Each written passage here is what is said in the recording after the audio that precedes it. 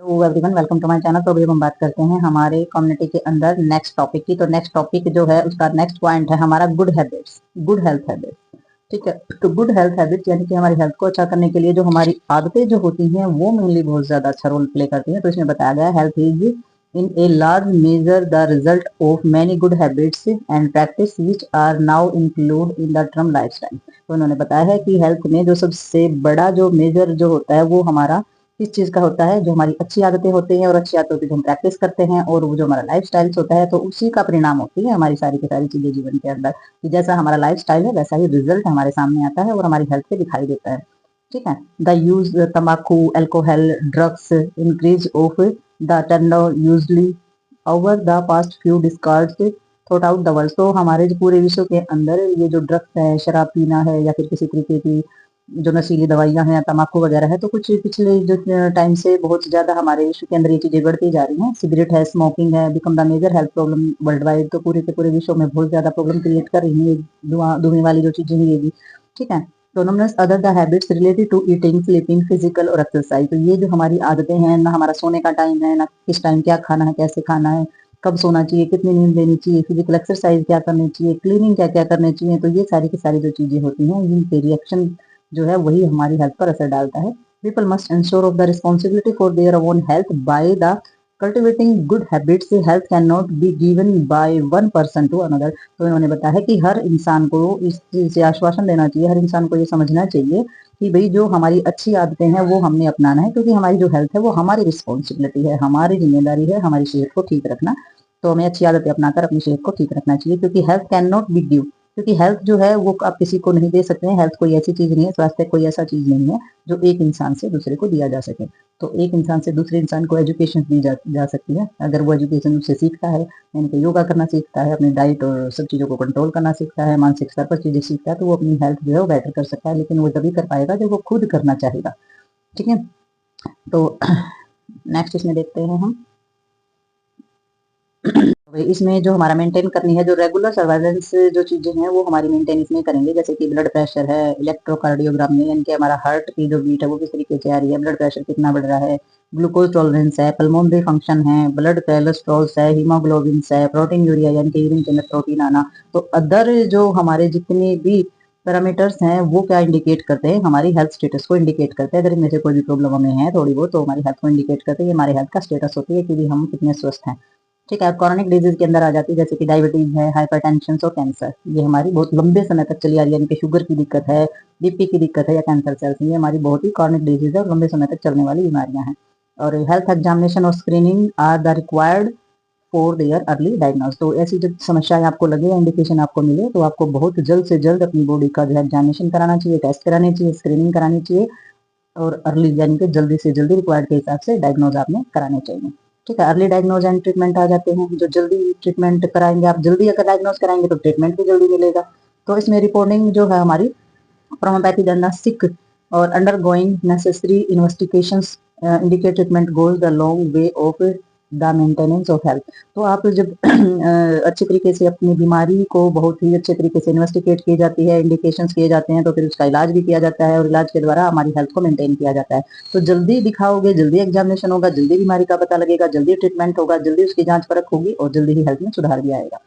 तो रेफर करते हैं हम पर्सनल हेल्थ केयर की भी, अपनी सेहत का ख्याल खुद से कैसे करना है। कंसल्ट करते हैं with the care of treatment of individual and the focus of the patient और कंप्लेंट्स। तो इसमें जो ट्रीटमेंट होता है इंडिविजुअल्स का वो किया जाता है, केयर दी जाती है, और पेशेंट की जो कंप्लेंट होती है, पेशेंट जिस तरीके की शिकायतें करता है सबसे पहले उसके ऊपर फोकस किया जाता है।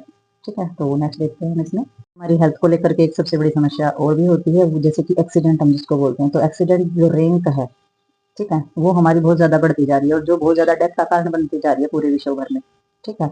तो एवरी डेथ जो है वो रिकॉर्डेड होती है और सेवरल से जो है वो जो है 100 इंजरीज केस ऑकर्स। तो हमारी जो डेथ होती है अगर वो नहीं होती है तो उसमें जो है 100 इंजरीज केस तो हमारे आ ही जाते हैं।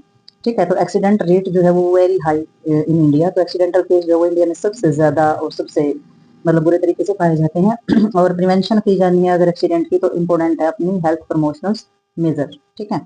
तो इम्यूनाइजेशन में इन्होंने क्या बताया, रेजिस्टेंस देखना है इन्होंने, सस्पेक्टेबल जो individual certain of the bacterial viral infections can be the artificially enhanced by the immunisation. तो इन्होंने बताया कि अगर आपको अपनी मतलब किसी भी पर्सन को इंडिविजुअली अगर बैक्टीरियल और वायरल इन्फेक्शन से बचना है तो आर्टिफिशियल इम्यूनिटी जो है इम्यूनाइजेशन जो है वो करा सकता है, रेजिस्टेंस करा सकता है। Their range of the immunization से produce of the protection of the health individual of the community.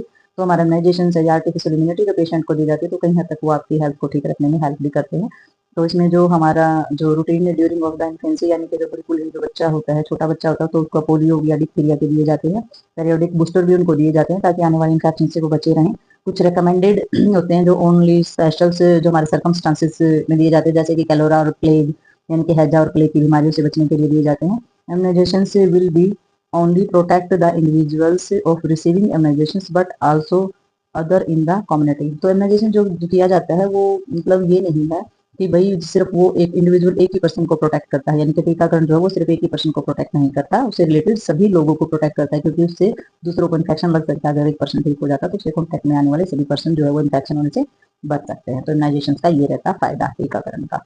और हेल्थ एजुकेशन आ जाती है, तो हेल्थ एजुकेशन का क्या एम होता है? इससे पहले किस चीज में हेल्प करेगी? लोगों को अचीव करने में हेल्प करेगी, help by their own of the action and effort. ठीक है, कि लोग किस तरीके से एक्शन लें, किस तरीके से एफर्ट लगाएं, किस तरीके से अपनी हेल्थ को अचीव करें। तो जो शिक्षा होती है वो इन सभी चीजों में करती है हेल्प। तो ये subject of the considered by the detail of the chapter 18। तो इसकी जो पूरी डिटेलिंग है हेल्थ एजुकेशन की वो हम लेसन 18 में पढ़ेंगे आगे। तो नेक्स्ट देखते हैं इसमें। तो वही हमारा एक और ये फैक्टर होता है सोशियो इकोनॉमिक फैक्टर। तो ये भी हमारी हेल्थ को लेकर के बहुत ज्यादा प्रभाव डालता है। तो इसमें उन्होंने बताया in and for that the mental health and the socio economic condition go together.